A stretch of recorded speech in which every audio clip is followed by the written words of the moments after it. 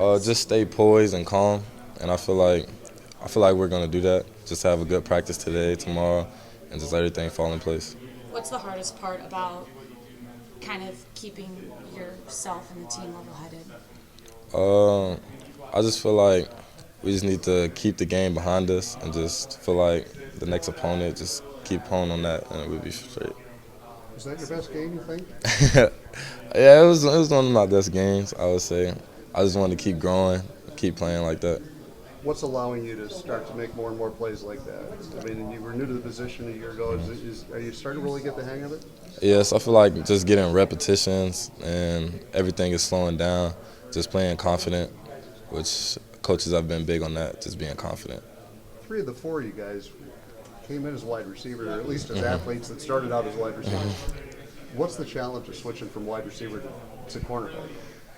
I just feel like the biggest challenge is the ball's not being thrown to you, so you just gotta. It's just a lot of repetitions. You gotta get in there and gotta keep playing. How about the tackling part? Was that an adjustment for you? Or? I feel like it's just effort when it comes to tackling. Like you just gotta be willing to do it, and that's what everybody has been. So we've been good. And is it just like, don't drop this, or you're just in the moment, just like, I want to take it to the house? It kind of just happened so fast. I mean, Tampa made an amazing play on the ball. If you watch the replay, he did full extension, hit up in the air, and weed some guys around, but it bounced to me. And it's at that point, it's like that's a gift that he basically wrapped up and tossed to me. So you just gotta secure it and try to take it to the house. Gotta get there next time though. Is there a moment in whether practice or one of these first two games that really confirmed your belief that you belong at this level?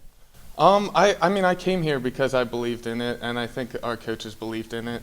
But it is nice to get some validation, you know, like you can practice, you can work hard and practice hard, but if you don't perform, then, you know. So it's nice to have some success on the field, and our team also had awesome success. So, like, as a team, like, we think we're good, we think we can beat them, but you never know until you actually go out there and get the dub, so.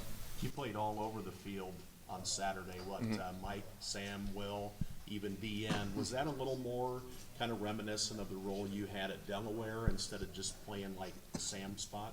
Yeah, a little bit. I kind of bounced around over at Delaware, so I like to think that I have a wide range of like experience and talent, and I think they did a really good job of kind of highlighting some of those abilities in Iowa and keeping them off balance. And I enjoyed just changing it up. It keeps things interesting, so whatever helps the team, I'm good for it.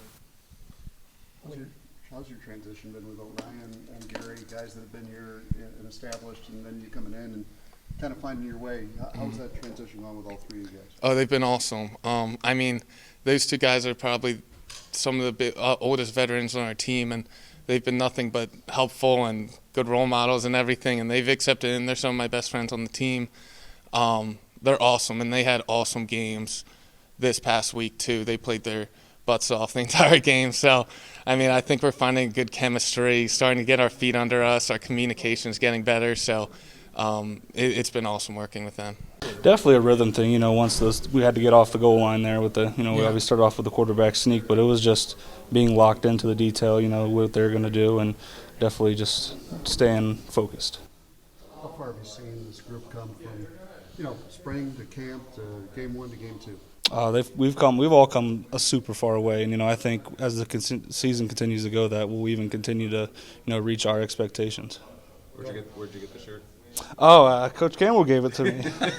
You know, I mean, at halftime speech about the Gilbert softball team, he talked to us about and how those sixth graders were definitely the underdogs and how they came back and won. So that was a really good speech. Did you ever expect a story about sixth grade softball? No, did not. You know, I was expecting him to come in and maybe like get on us a little bit about the punts and whatnot, but he was just like keep fighting and gave us the story, and that's what we did. Why were you guys able to have a lot more success on the ground against Iowa when, even before then, Brees didn't have a whole lot of success? And, what did you guys kind of take it upon yourselves to really make that a focal point? Oh, yeah, we did. I mean, as the offensive line, and we knew, all five of us knew that if we're going to win the game, we're going to have to run the ball. You know, we definitely have confidence in Deckers, and he showed that he can do amazing things, but getting the ball going is number one priority in our room. So once you scored, once X caught the pass, and once the extra point, all that good stuff. What did you guys do on the sidelines? I mean, did you, the 5 of you or 6 of you, I guess, how many of you played on that drive? 6? Mm-hmm. I think it was 6, right? Yeah. Because Ross played somewhere in there. What did you guys do? I mean, did y'all high-five each other? Or? Oh, we were definitely excited, and we took it in as that's a drive of a lifetime, honestly, or a drive of a season. But as we sat there, we corrected what went wrong during that drive. Maybe some of our blocks and whatnot weren't necessarily the best, but we still got it done. But we sat there and we were prepared to go in again because we knew. Campbell mentioned Ross went in. When did he go in? I don't It was in the first 5 plays coming off that first quarterback and he sneak. played one of the guards? Yeah, he played. We had this package. We put Ross at right guard, put Darryl at an overload or tight end pretty much, but he was an offensive lineman, and we just ran the ball up the gut. He pancaked the guy, too. He did. He got a good pop on him and put him to the ground, and Gyro hit it right there. So Gyro's style is a little bit different than Breeze. It's kind of one cut and go. Is that what's it been like for you guys to kind of get used to a different style of runner back there in Gyro? It's almost nice sometimes because if we make a hole or even if there's the slimmer of a hole, Gyro he'll put his foot in the ground and get going. I think that's something we've come to really like because maybe we don't get the best movement and what we want to do, but just when he sticks his foot in the ground and gets vertical, he still gets another couple yards every time. You say you credit Sam, is it because he kind of created that position? Is that what you're talking about? Yeah, they're like they'll be the next Sam Steenbuckner, and I thought it would be a lot easier than it was, but he was a really good player, and he kind of opened up that role on the team. What's it like as a walk-on, bouncing around positions? Is there an expectation that you'd see the field at some point, or I guess you're going through are you hoping to play, or what's that like? It was really at the time, it's tough to go through. You don't know if you're going to have a role on the team, and you're putting in all this work, and you're not sure if you're going to see any of the results. But when things started opening up and things got a lot better, I was a lot more appreciative, and I was thankful for the work I put in. If you wouldn't have walked down here, what would you have done? I think I had some FCS offers, maybe like North Dakota, or to be honest, my deciding factor for Iowa State was this was the school I wanted to go to without football. And if it didn't work out walking on, I'd have the school I already was, and I didn't have to transfer or go anywhere. Was there ever a point you didn't feel like it was going to work out?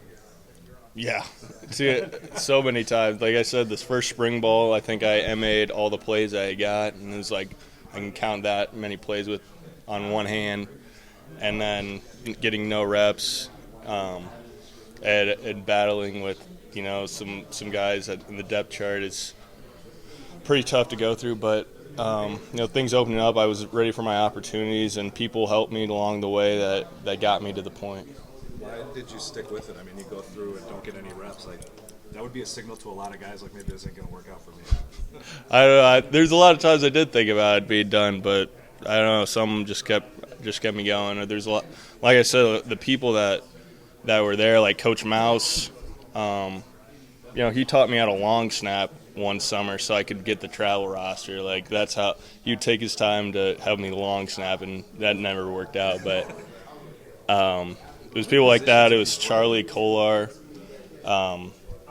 that would take me in when I was a freshman walk-on and say, let's go learn the plays. And that was the special moments I think about that helped me keep going, and was well, now people are rooting for me. People want me to succeed, so I keep going. So linebacker, running back, long snapper, tight end, fullback.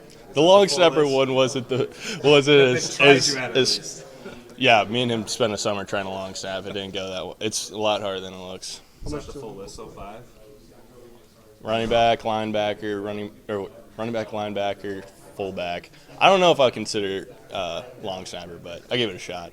How much does it help you having Sam Steenbuckner around right now? The guy that was kind of in that same role.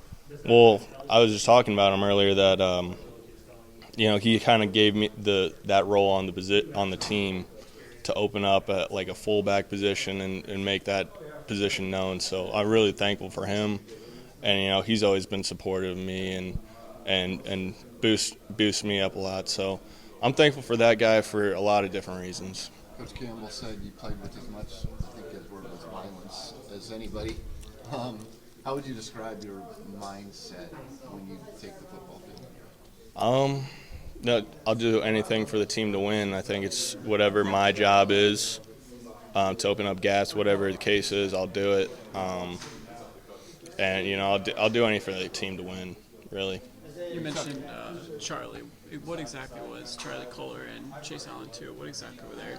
Well, early on, Charlie was on his way to be like an All-American at that point, and he would bring me in and teach me the basic plays. A freshman walk-on that never doesn't even have a role on the team, and like that's kind of the culture we have here. I think of is wanting to share success with everybody on the team, no matter who you are. So I think him and Chase the same way. Do you study him and what he did on the field at all when you prepare? Me and him are pretty different players. I wouldn't say that. Like he does a lot of great things that I can't really do. So, I'm more of like a Sam Seedbacher, I'd say.